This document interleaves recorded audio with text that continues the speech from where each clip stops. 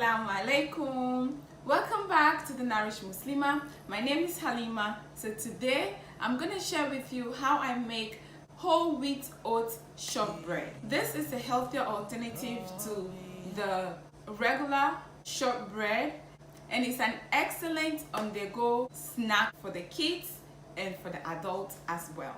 So join me and I'll show you how. So we're going to start off by adding 1.5 cup of oat into a food processor. If you don't have a food processor, you can use your blender.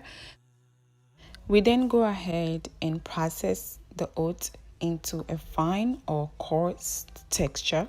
Oats are a great alternative to regular flour. They have a lot of fiber, nutrients that help to regulate our blood sugar, especially in the morning, and they help us to keep fuller for longer. Transfer the processed oat flour into a clean bowl. Now add 1/2 cup of whole wheat flour. My sweetener of choice is brown sugar, so I'm gonna add 1/4 cup of brown sugar. Honey is a great alternative to brown sugar, so if you have honey, you can go ahead and use honey, and it gives it a very sweet but not overpowering taste. Now add 3/4 cups of melted butter and mix everything together. Using your hands is best because oatmeal absorbs a lot of water. We're gonna use some milk. So I'm using 1 tablespoon of evaporated milk. This gives it good texture. It also makes it rich and delicious.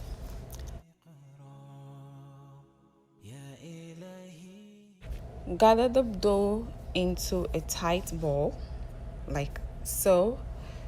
You may roll it into parchment paper if your dough is a little sticky. So now use your rolling pin and roll your dough. Trim away the edges. Cut the dough into rectangular shapes. You want to gently transfer these cookies because they are a little tricky and delicate. What I like to do is to use the back of my knife and put it under the cookies slowly and gently and pick it up. Transfer it to the baking sheet. So I repeat the process until I am done with all the dough. Ocean blue, starlight skies, waves on the sand. Of course, shortbread cookies are not shortbread without those little holes in them. I like to use my fork and make the hole indentation.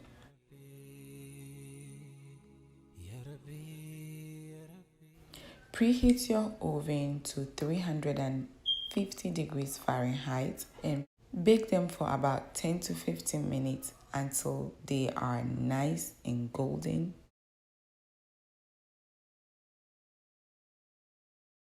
When they come out from the oven, they feel soft to the touch, so allow them to cool before transferring them to a rack. Make sure they are completely cool before you store them away. That's if they are not all gone by the time you taste test them. We have a little taste tester here trying to taste test before I can even take a picture of these cookies to show to you guys. That's what happens sometimes.